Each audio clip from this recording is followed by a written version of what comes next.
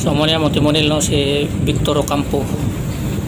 Karon duty ni third mate, no, duty ni third mate alas 10:00. So dako kay sweldo diri ano start. Dako kay sweldo diri karon sa Fortune Island. So mao gini sa diri no. So mo mo mapa namo para MGC Port me sa may Maribeles Bataan. Gikan mi nag-shelter kay dagko kay to nang agi. So daghang kay barko na shelter to. So karon ni department gani mga alas 6. So mo ni lukso gid siya Ayan no. Ayan no. Swell ni siya swell. So may mga balod siya. Di man kay dagko. Tapos ang hangin niya nasa 22 knots. 19 to 22 knots ang hangin niya. So mo ni mga balod. Ang swell lang talaga may dagko diri.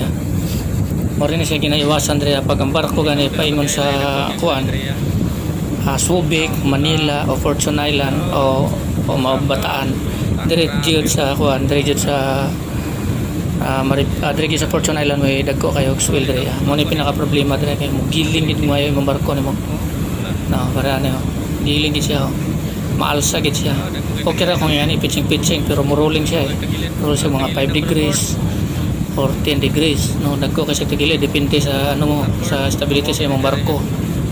So mo ni karon diri sitwasyon no, mo ni ang swell niya diri.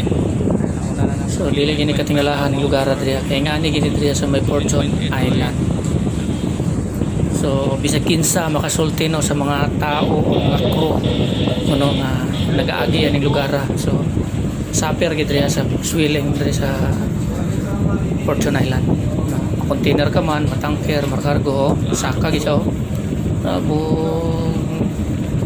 Pitching na siya, rolling na siya.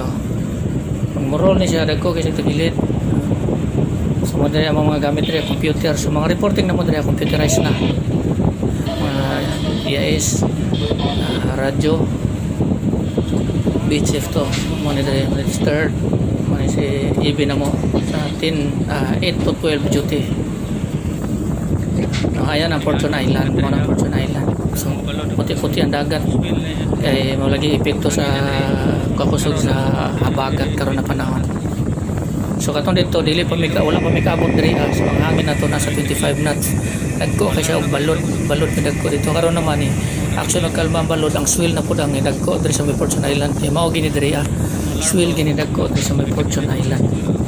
So at least na experience na ako no naingani di ay nakalimot na ko sa una atong dito pa ko sa Sicilia V. Naingani di ang sitwasyon dito no kalimot na. So karon na refresh na ko naingani di ang sistema dito no. At least na-refresh na sa mga utok mga ingani diri. Pero okay raman di. Kaya raman diri wala may problema ni mga swilan ni. Kaloy sa Ginoo no. Pray lang gid hara tigilid na miyan yo. Tigilid na. So cut off.